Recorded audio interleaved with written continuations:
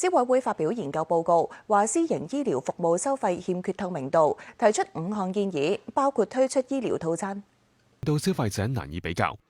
消委會又批評服務嘅收費細節唔清晰，好多只係口頭估算。對消費者嚟講，呢種嘅做法並唔理想，因為冇書面嘅記錄，難以作準。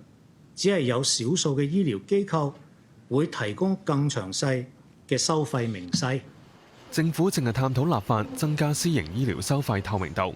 消委會就建議政府就價目表訂立指引，方便消費者理解。而專科例如係大腸鏡檢查作分類，私家醫院亦都要適時更新收費，詳列收費明細亦都要淺白易讀，亦都應該多啲推廣全包嘅醫療套餐。如果用套餐嘅形式嚟到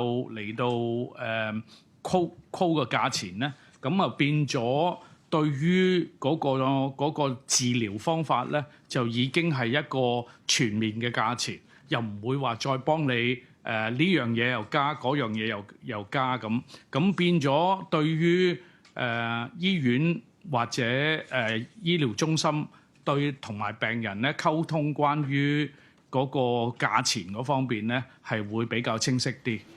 消委會又話，私家醫院等亦都應該改善收費爭議投訴機制，長遠應該設立中央資料庫，俾市民比較收費。無線電視記者鍾卓希報導。